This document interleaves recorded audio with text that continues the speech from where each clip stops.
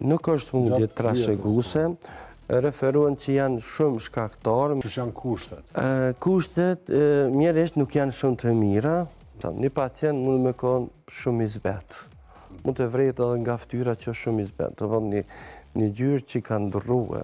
është një ngjyrë e zbetë që me qenë një ngjyrë si kur kamomil, pak me verë, ose ngjyrë të verëcit limonit.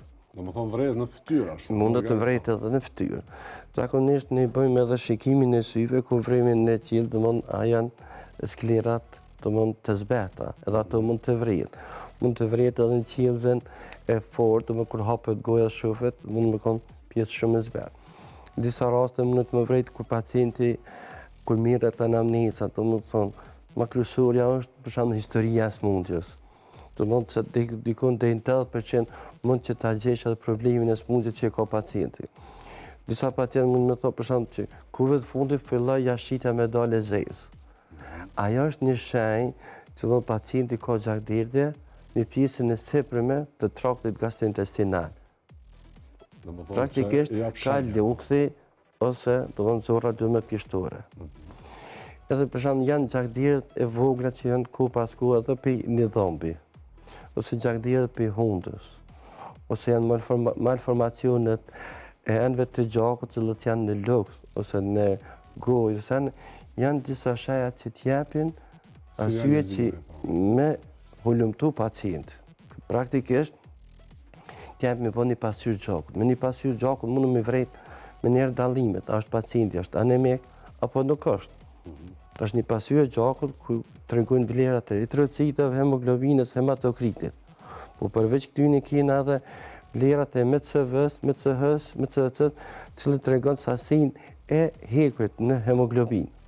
Do në pas tyne mjeku e orientant, do më thonë, a është një proces malin, infektiv, inflamacion, mungesë e hekurit, a është në gjakderdhje, apo është një smundje malinje. Shpeshem me gjetë pasaj më drejtu, për shumë atë në smundje të qandrës tiroide, problemet me veshka, edhe eventualisht edhe të smundjet e rana.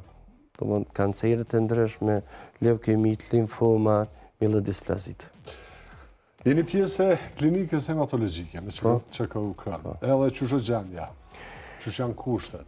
Kushtet mjerisht nuk janë shumë të mira, bëhet një punë shumë e madhe për gjithë kolegëve, tash fatmirësisht jemi dikun 12 veta, 12 hematolog, është qendra e vetme në Kosovë, e cila mirët me smundjet hematologjike. Më thonë ju e përfshini krejtë Kosovën. Krejtë Kosovën. Nuk mundet me u kry shërbimin, për shembull Gjakon, Pejnë, shtetin e vetë ku jetojnë, a duhet me ardhë gjithësisht? Njerëz për momentin nuk ka hematolog që janë të punësuar në për regjione.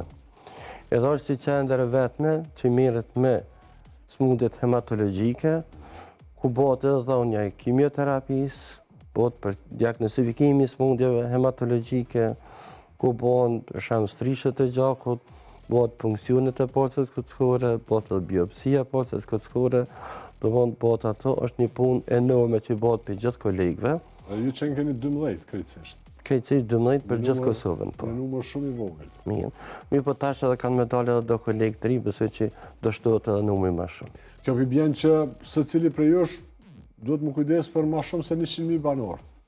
Ashtu i bjen, po fatmirësisht nuk jemi edhe shumë numër të madh të smundjeve hematologjike, leukemive, limfomave e këto tjera. Kjo leukemia. Leukemia. Se u lidha diçka. Është smundje trashëguese apo mund të krijohet?